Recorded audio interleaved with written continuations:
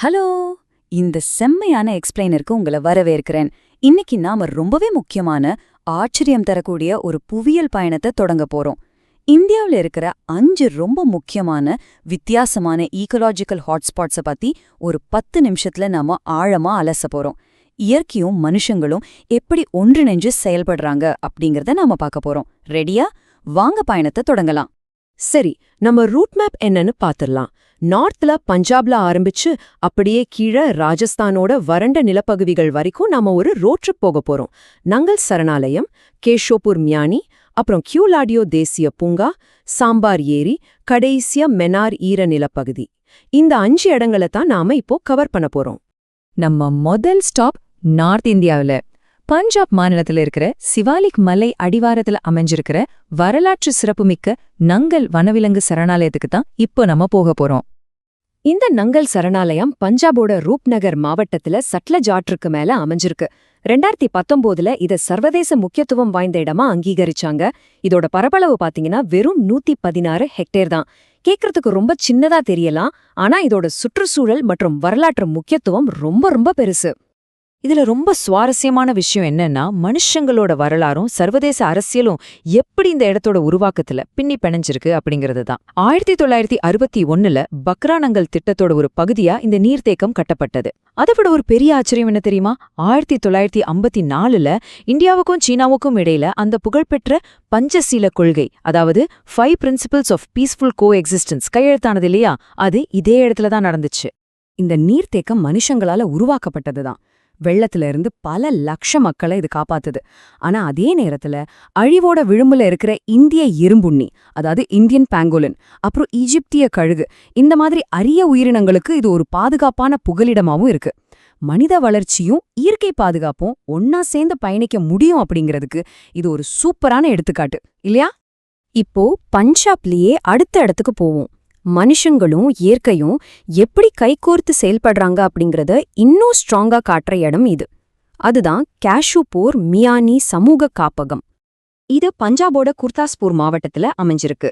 2019ல அங்கீகரிக்கப்பட்ட இந்த இடம் நம்ம நங்கல் சரணாலயத்தை விட ரொம்ப பெருசு. சுமார் 344 ஹெக்டேர் பரப்பளவு கொண்ட ஒரு பிரம்மாண்டமான இடம் இது. இந்த இடத்தோட ஹைலைட்டே இதோட மேனேஜ்மெண்ட் தாங்க. ஏன்னா இது இந்தியாவோட முதல் சமூக காப்பகம், அதாவது கம்யூனிட்டி ரிசர்வ். இது சாதாரண காடு கிடையாது. இயற்கையான சதுப்பு நிலங்களும் மீன் வளர்க்கிற குளங்களும் சேர்ந்த ஒரு கலவை. இங்க தாமரை, வாட்டர் செஸ்னட் மாதிரி பயிர்களும் வளர்க்கறாங்க. வருஷம் பெய்யற மழை நீரை வச்சு மட்டுமே இது பராமரிக்கப்படுது. உள்ளூர் மக்களுக்கு வாழ்வாதாரமாவும் இருந்து பல்லுயிர்களையும் பாதுகாக்கிற இந்த மாடல் உண்மையிலே கிரேட். இந்த கோஎக்ஸிஸ்டன்ஸ், அதாவது கூட்டு வாழ்க்கை எவ்ளோ அழகா வேலை செய்துன்னு பாருங்களேன். ஒரு பக்கம் விவசாயம், மீன் வளர்ப்பு நடக்குது. அதே ஈகோசிஸ்டம்ல அழிஞ்சிட்டு வர்ற புள்ளிக்கொள ஆமை, அதாவது ஸ்பாட்டட் பாண்ட் டர்ட்டில், அப்புறம் காமன் போர்ச்சாட் மாதிரி அரிய உயிரினங்களும் சேஃபா வாழ்றாங்க. வளங்களை சரியா பயன்படுத்திக்கிட்டு அதே சமயம் இயற்கையை எப்படி பாதுகாக்கிறது அப்படிங்கறதுக்கு இது ஒரு அருமையான சான்று. சரி, இப்ப நாம பஞ்சாபை தாண்டி ராஜஸ்தான்குள்ள என்டர் ஆகுறோம். ஒரு காலத்துல பரத்பூர் பறவைகள் சரணாலயம்னு உலக அளவுல ரொம்ப ஃபேமஸா இருந்த ஒரு பழமையான சுற்றுச்சூழல் அமைப்புக்கு போக போறோம். அதுதான் கியோலாடியோ தேசிய பூங்கா. ராஜஸ்தானோட பரத்பூர்ல இருக்கிற இந்த கியோலாடியோ 1981லேயே அங்கீகரிக்கப்பட்ட ஒரு பழமையான இடம். 2873 ஹெக்டார் பரப்பளவு கொண்ட இது இந்தியாவோட மிக முக்கியமான பழமையான சர்வதேச ஈரநிலங்கள்ல ஒன்னு. ஆனா இங்க ஒரு பெரிய முரண்பாடு இருக்கு. ஒரு பக்கம் பாத்தீங்கன்னா இது ஒரு யுனெஸ்கோ உலக பாரம்பரிய தலம், 10 செயற்கை குளங்கள் இருக்கு, சைபீரிய கொக்குகள் தங்கிட்டு போற ரொம்ப முக்கியமான இடம். ஆனா மறுபக்கம் கடுமையான தண்ணீர் பற்றாக்குறையாலையும் பாஸ்பிளம் டிஸ்டிச்சம் அப்படிங்கிற ஒரு ஆக்கிரமிப்பு புல் வகையாலையும் இது தன்னோட இயல்பையே இழந்துட்டு வர்றது மிகப்பெரிய சோகம். இந்த தொடர்ச்சியான அச்சுறுத்தல்களால இந்த இடத்துக்கு ஒரு கசப்பான அடையாளம் கிடைச்சிருக்கு. அதுதான் மான்ட்ரோக்ஸ் பதிவு, அதாவது மான்ட்ரோக்ஸ் ரெக்கார்ட். அழிஞ்சிட்டு வர்ற அல்லது ஆபத்துல இருக்கிற ஈரநிலங்களை இந்த லிஸ்ட்ல வைப்பாங்க. தண்ணீர் தட்டுப்பாடு, ஆக்கிரமிப்பு செடிகள் காரணமா 1990லிருந்து கியோலாடியோ தொடர்ந்து இந்த ரெட் அலர்ட் லிஸ்ட்லயே இருக்கு. நாம எவ்ளோ அலர்ட்டா இருக்கணும் அப்படிங்கிறதுக்கு இது ஒரு பெரிய எச்சரிக்கை. இப்போ ராஜஸ்தானுக்குள்ளேயே நாம ஒரு வறண்ட, முற்றிலும் மாறப்பட்ட ஒரு லேண்ட்ஸ்கேப்புக்கு மாற போறோம். அதான் சாம்பார் ஏரியின் உப்பு நிறைந்த பிரம்மாண்ட பரப்பு. 24,000 ஹெக்டேர். ஜஸ்ட் இந்த நம்பரை கொஞ்சம் கற்பனை செஞ்சு பாருங்க. இதுதான் இந்தியாவோட மிக பெரிய உள்நாட்டு உப்புநீர் ஏரி.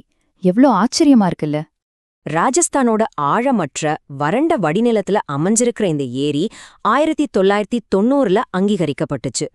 மணல் தட்டுகளாலையும் வறண்ட முள் புதர்களாலையும் சூழப்பட்ட இந்த மாபெரும் ஈரநிலத்துக்கு 4 நீரோடைகள் மூலமா தண்ணி வருது. இயற்கையோட மீள்திறன், அதாவது ரெசிலியன்ஸ்க்கு இந்த இடம் ஒரு சூப்பரான எக்ஸாம்பிள். ஒவ்வொரு சீசனுக்கும் இந்த இடம் அப்படியே மாறும். ஒரு பக்கம் பார்த்தா பெரிய லெவல்ல உப்பு உற்பத்தி, கால்நடை மேய்ச்சல்னு மனுஷங்களோட நடமாட்டம் அதிகமாவே இருக்கும். ஆனா அதே இடத்துல குளிர்காலத்துல பல்லாயிரக்கணக்கான ஃப்ளமிங்கோ பறவைகள் தங்குறதுக்கான முக்கியமான புகலிடமாவும் இது இருக்கு. ஒரு கடினமான சூழல்ல கூட இயற்கையும் தொழிலும் எப்படி சேர்ந்து பயணிக்கலான்னு இது அற்புதமா காட்டுது. இப்போ நம்ம பயணத்தோட கடைசி டெஸ்டினேஷனுக்கு வந்துட்டோம். ராஜஸ்தானோட உதய்பூர் மாவட்டத்துல இருக்கிற ஒரு ரொம்ப இன்ஸ்பைரிங்கான கன்சர்வேஷன் மாடலை பார்க்க மெனார் பகுதிக்கு போலாம் வாங்க. இந்த இடம் ரொம்பவே ஸ்பெஷலுங்க. ஏன்னா இது 2025ல, அதாவது ரொம்ப ரொம்ப ரீசெண்டா அங்கீகரிக்கப்பட்ட ஒரு நன்னீர் பருவமழை ஈரநில வளாகம். மேவார் பகுதியோட சுற்றுச்சூழல் பாதுகாப்புல இது ஒரு மாபெரும் வெற்றி. மெனார் மற்றும் கெரோடா கிராமங்கள்ல இது அமைஞ்சிருக்கு. இதோட புவியியல் அமைப்பு ரொம்பவே யுனிக். இங்க பிரம்ம தலாப், தண்ட் தலாப், கேரோடா தலாப் அப்படின்னு 3 தனி குளங்கள் இருக்கு. மழைக்காலத்துல சுத்தி இருக்கிற விவசாய நிலங்கள்ல தண்ணி பெருக்கெடுத்து ஓடும்போது இந்த 3 குளங்களும் ஒன்னா சேர்ந்து ஒரு பிரம்மாண்டமான நீர்ப்பரப்பா மாறிடும். பாக்குறதுக்கே அவ்ளோ அழகா இருக்கும். இங்க நம்ம முக்கியமா பேச வேண்டியது அங்க இருக்கிற மக்களை பத்தி தான். ராஜஸ்தான்லயே கம்யூனிட்டி லெட் கன்சர்வேஷன், அதாவது மக்கள் தலைமையிலான பாதுகாப்புக்கு இது ஒரு பெஸ்ட் எக்ஸாம்பிள். வேட்டையாடுறதையும் தப்பான முறையில மீன் பிடிக்கிறதையும் தடுக்க அந்த கிராம மக்களே டியூட்டி போட்டு ரோந்து போறாங்க.